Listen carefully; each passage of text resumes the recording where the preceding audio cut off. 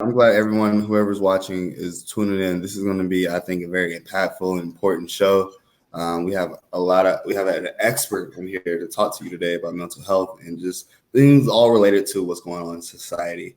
So first and foremost, if we can just have you, Danielle, just kind of introduce yourself and your passion and how we got here today. All right. Hi, everybody. My name is Danielle Kennedy Palmer. You probably seen me on I Am This Woman with Barbara Horde. My passion is mental health. And I am here to just share what I've learned. I am a social worker. I have a master's in social work. I have 12 years of experience with counseling, substance abuse, just a whole range of mental health issues from 2 years old children to seniors. So it's just my privilege and my pleasure to be here to give as much information as I can and educate the public. All right. So, I mean, we have an expert, as you can see. So, Danielle, I just really appreciate you taking the time out. Me and you've been typing, talking back and forth about what can we do in this situation. The feeling of being powerless and you want to be on the streets, but sometimes you don't want to be on the streets. You want to find just an alternative solution to create some peace in our society. I know we both have friends of very diverse backgrounds, and we want to ease everyone's hearts at this moment. So if you just don't mind, if we could just start with a prayer, just really quick, just to start off the meeting. Just bow your head. Dear Heavenly Father, I ask that you guide our words, give us the strength, give us the wisdom, give us the proper thoughts to lead this discussion. Please help us, those who are listening, those who are sick and shut in, our friends, our family. Just give us the guidance, the strength to know that with this conversation, we can create a spark or change to make impact in our world and in our society. So thank you for allowing us to have this conversation, and please bless us with the right words to share love. And in Jesus' name we pray. Amen. Amen. Amen. So Dan, I mean, I just before we even get into mental health and what solutions we can offer, we gotta address and be realistic about the situation that's at hand and where some of this current pressure, why this event even led up to today. George Floyd, right? We witnessed someone, for the lack of better words, be hung for 8 minutes and 40-something seconds. I would love to know your thoughts, as a strong woman. What is your perception on the matter, and how did that make you feel? Oh man, honestly, like I cried when I saw the video because I thought about my brothers, my uncles, my husband. I thought about all of my loved ones because they are all represented in him. I think we all felt that as well as a people and as a nation. So it's tough. And it's just like there's sometimes we get so overwhelmed with it because we're repeatedly seeing it over and over the footage, and we're re-traumatizing ourselves. Mm-hmm. And I think when you talk about being re-traumatized, I don't know if your parents talked to you about it, but when I was young, I had the conversation about what you do when you encounter law enforcement and how to act and how to say yes, sir, no, sir. And I feel like when they were children, they probably saw Rodney King be beat down, or their parents saw Emmett Till. And I feel like those thought process has been trickled down to our generation to where it is today. So what else? I don't know if I can say what else do you find is traumatizing to our Black community, but what is the level of impact that you think that has that each generation faces that same exact trauma? Right. Now, I have a unique perspective as well because I was born in Trinidad and I grew up here in America. So it's like I didn't know that I was Black until I came to this country. So, that unique perspective of it. But I was also, I started reading a book called PTSD, Post-Traumatic Slave Disorder. Wow. I literally just started reading that book, and Dr. Joy, honestly, I don't want to mispronounce her last name, but she's a psychologist, and she is trying to coin this term. And she was saying how in her book that children who are of other races, they're not systemically raised to fear authority as far as police or like the system. They're not raised to be careful when you're driving, don't stay out late at night because of the slavery that we been subjected to. Mhm. I think we have to really recognize the history of this country, Mhm. and really take hold of it and not be afraid to see it, because the law enforcement was formed specifically to capture runaway slaves. Right. Before there wasn't any law enforcement, and it's just like when we take that into account and systemically what has happened, not only economically, in the justice system, all those different areas, we as a people have gotten the short end of the stick, for lack of a better word. So that's, I mean, That's really it's true. tough. It's It's just tough. it's reality. I think you touched on so many different points, especially when it comes to the economic system and how that impacts us. Um, so I mean, we're passing this trauma on generation to generation. I did hear you say that you did cry when you watched George Floyd. To be honest, I cried too. And I've been feeling a variety of emotions. Have you heard other people having emotions or any, not emotions, but just uh, so for me, I haven't been able to eat. I lost my appetite for a while, or I couldn't sleep whatsoever. I was staying up to 4 or 5 o'clock in the morning, whether it was just to read Facebook messages or just I couldn't sleep. Have you seen other symptoms or feedback from people about this? Oh, absolutely. Currently, I don't practice individual therapy. I'm more on the educational side of it. So, absolutely, there's an increase in anxiety, because not only do we have COVID-19 where we're stuck inside, we're also having to witness a public execution. And I think that weighs on all of us, not just the Black community, but on every community, because we literally saw a human life taken away. And I think that that's something that we also need to pay attention to. As far as anxiety, it definitely comes in different forms. And PTSD as well, it's also in different forms. And we diagnose it differently because of the length of time you experience those symptoms. So it's important to keep a log, to keep verbalizing these feelings, so that when you do talk to your doctor, or you hopefully are talking to a therapist, you'll be able to tackle these issues, you know, straight down the line. So I want to tackle some of these words that we're using because I mean we hear these words and we throw them around: PTSD, depression, anxiety. Can we just we'll start like just about one by one. Like, what really is anxiety? What is that? Am I just I'm nervous or people get anxiety when something good is going to happen to them. Sometimes people get anxiety when they fear something. What really is anxiety? Anxiety is two things: it's good and bad. And within anxiety, there are different types of anxiety. Right. So it's like your OCD, or people think of Monk when they hear OCD, the television show Monk, and it's not just cleanliness. You're repeating the same thing, whether it's checking the doorknobs to make sure the lock is locked. You're doing that consecutively 3 different times or 9 different times consecutively. No, so there's a lot of different types of anxiety. I think the main anxiety that we do see is generalized anxiety disorders, and that is GAD, generalized anxiety disorder. There's also anxiety disorders for children as well. So I think it's important that we recognize the time frame of when you're experiencing these anxieties, before you're diagnosed or you diagnose yourself, because a lot of times we diagnose Right. ourselves or we go to WebMD, which is totally fine, but definitely talk to a professional. You want to make sure that you're getting the right treatment and right intervention as well. So definitely for that. Yeah. That's very good advice. I've been to WebMD very often just to make sure, So, okay, so we talked about anxiety. What about depression?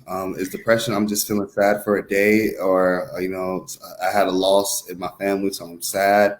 Or what really is depression? Because I think we really have, I don't know, we have just stereotypes against depression in our community, especially our parents teach us to suck it up and keep going, as is. So, what really is depression? Depression as well, it's on a scale. There's different types of expression. There's like mild to moderate to extreme. Now, the extreme would be you're experiencing isolation, increase in appetite or decrease in appetite. You're experiencing lack of sleep. You're experiencing restlessness. You're not enjoying the activities that you used to enjoy. So if you're experiencing that for 2 years, like up to 2 years or more, that's definitely, a diagnosis. I don't want to give the wrong diagnosis or tell you the wrong thing, but it's Right. definitely on that scale.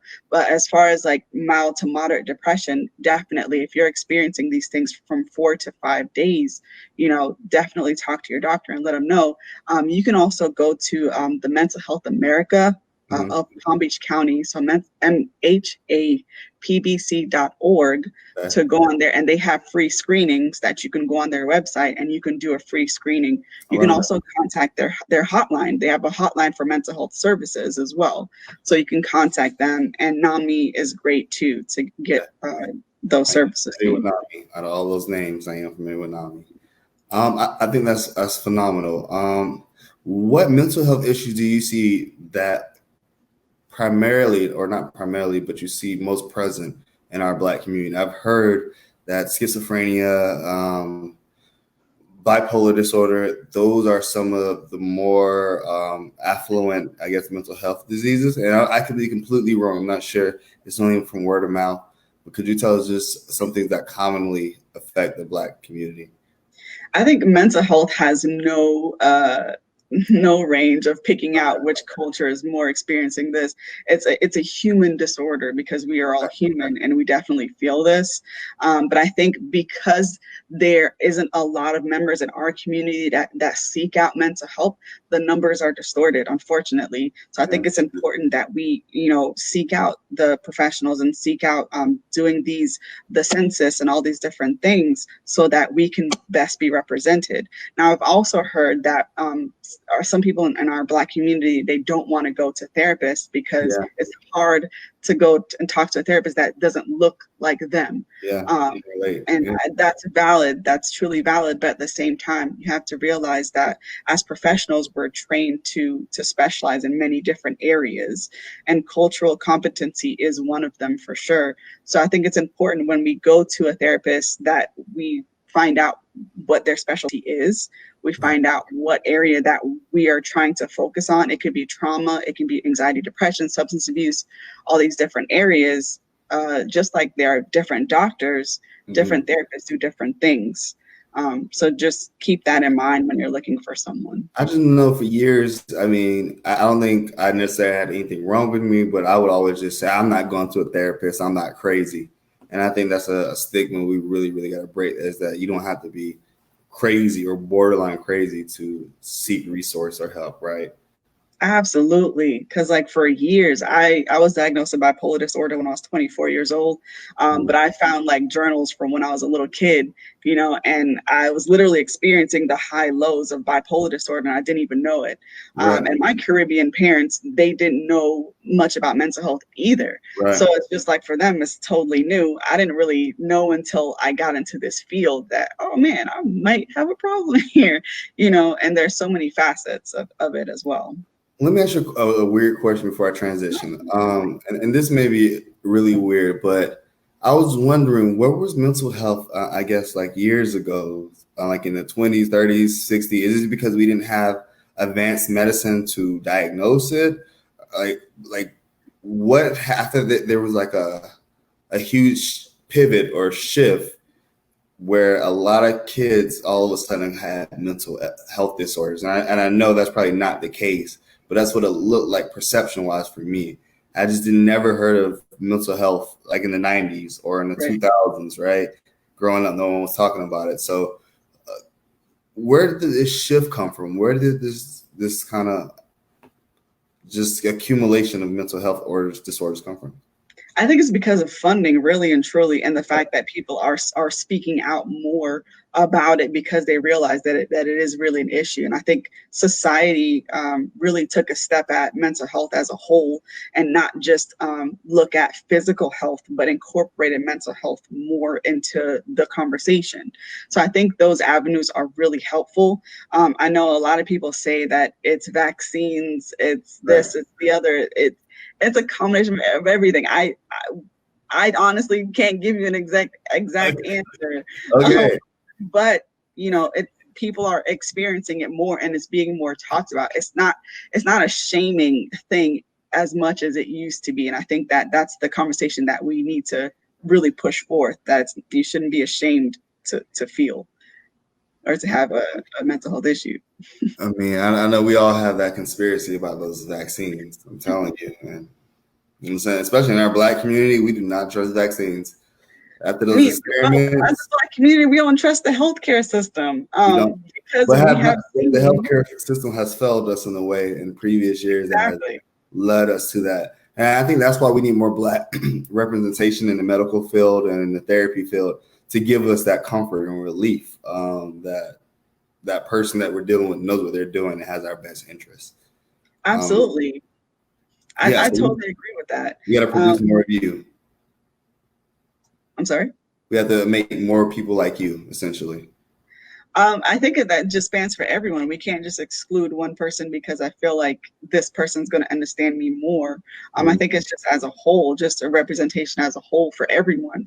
Because a woman might say, I want to see more women therapists than male Right. therapists. Someone who is from the Asian community would say, I want to see more Asian therapists than, so it's just important to finding out who's in Right. your area and Right. who can you see. I know Beachstone Counseling with Matthew Jean is great, and he's pushing the agenda and focusing on not just substance abuse and mental health, but he's also assisting Black men in their conversation with mental health and substance abuse and wide range of different things. I want to pivot to COVID, but I mean, you brought up a good point. Why are Black men? I mean, we're having these barbershop talks now. Like, what is it? Do you know or have you heard anything? What it is about Black men that we just feel? I know it's like we got to be tough. Like, we got to be the head of the household. Like, we can't let nobody see us cry, type of deal. But I mean, I don't mind crying in front of my girlfriend. It is what it is. Like, what is it that we as Black men need to do to break those barriers, or what is it that has stopped us from breaking those barriers? Tay, you bring up a really good point because I'm not a Black man. You're a Black man, but I think it's important to bring that to light. And what we see is that we are told that suck it up, don't cry, don't show weakness, and unfortunately, it stems from slavery. Because if we were shown to be weak, our masters would be able to manipulate us and do the things that they wanted to do with us. So I think that's important that we recognize that it's not just a system of I'm a Black man, I can't show weakness. It's also coming from, slavery. Systematic. Yeah, systematic oppression. And it's just like that's the mindset. We have to not only be able to free our physical being, we also have to be able to free our minds. Mm-hmm. And we won't be able to free our minds until we recognize and pay attention to, okay, what am I feeling, and how am I dealing with this? Because a lot of times when now I can only say from my experience, I'm not a male, but Right. it is what I see, that when men feel, they lash out in anger.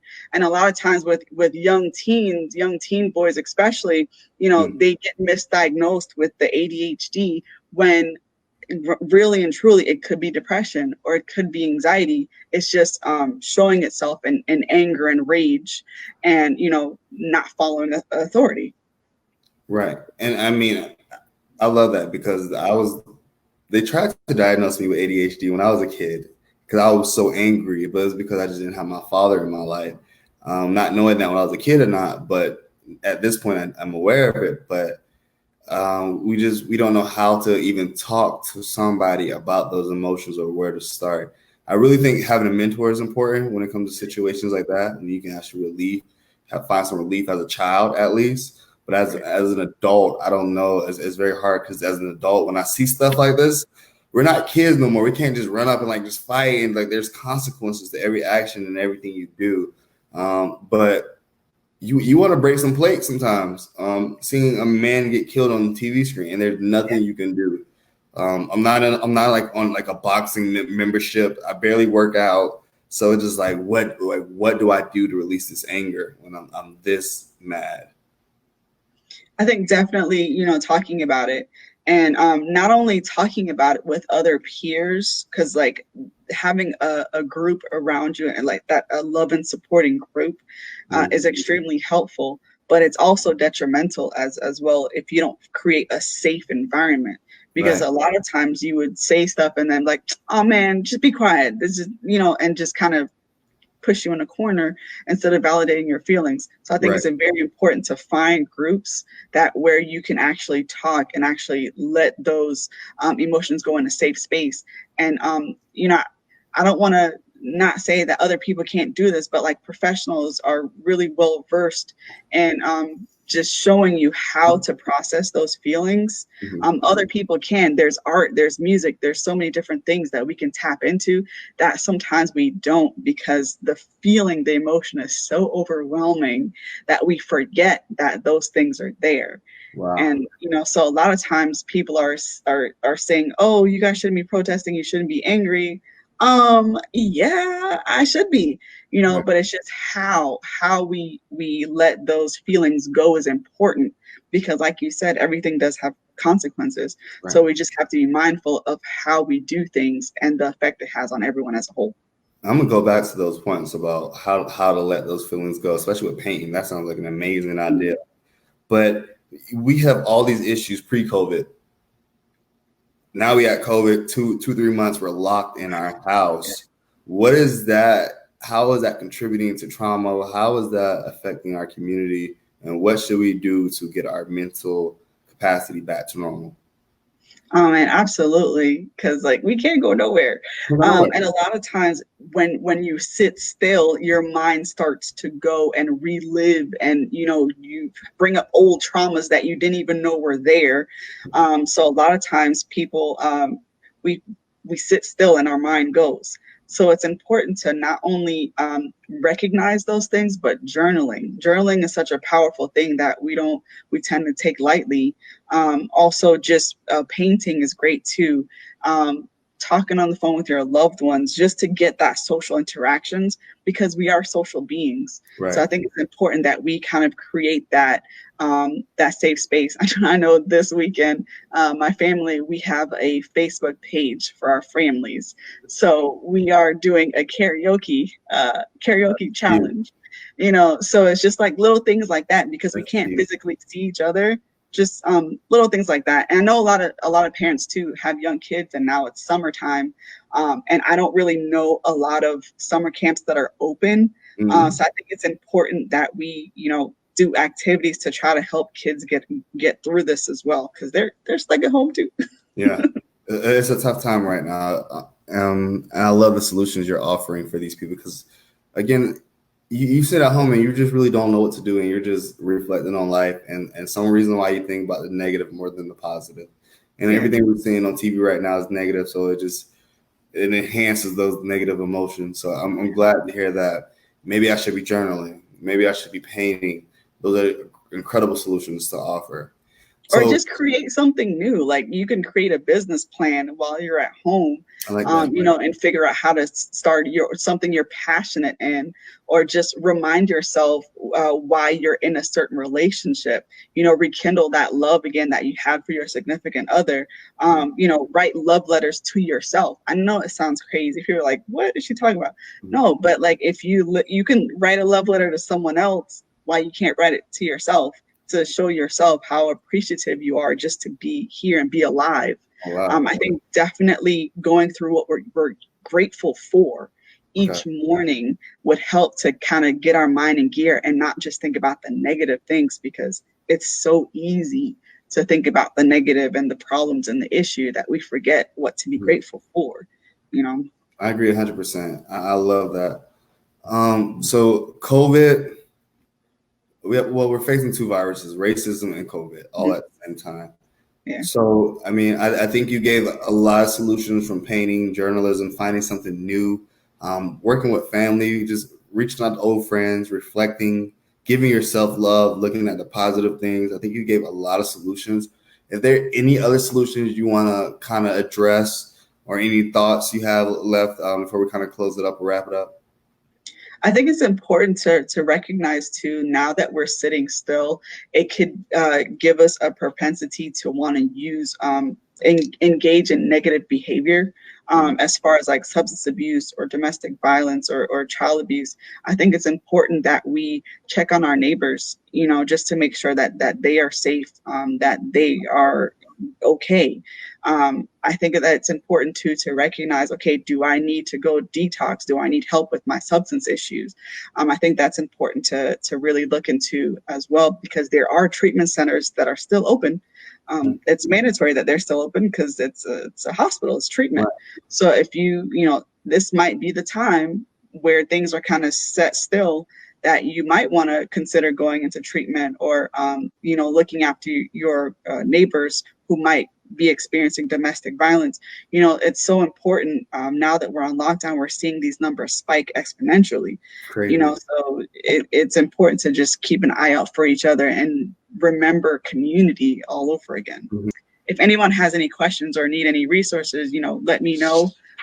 Message me, Pearl Kennedy Group LLC. You know, reach out to Tay. He can reach out to me. You know, we just have to remember that we're a community. Instagram? You have Instagram? I don't know how to use Instagram, but I'm gonna get on there. Don't worry, y'all. I'm coming. I'm coming. So just if I need to contact you, reach out to your Facebook, or I can find you Absolutely. On online. Facebook, absolutely. Yeah, absolutely. Feel free. You know, it's all about giving back to the community at this point. And as a social worker, that's what I've been taught. That's what I've been, you know, molded in the art of social work. So we're here for you guys. Danielle, I really appreciate you allowing me to just ask you a couple questions. All these questions are near and dear to my heart and near and dear to the people that are in my community as well. I know we're all facing some of the same challenges. So thank you for giving me your time, your expert knowledge, and your wisdom. And I hope people enjoy this conversation, pass it, share it. And make sure, again, I love what you said more than anything. Check on a neighbor, check on your friend, check on your family, and make sure everybody else is okay if you're okay. So thank you, Danielle. I hope we can do this again next week or whatever the case may be. And Cool. we'll talk soon. Yes, absolutely. Thank you, everyone. Take care.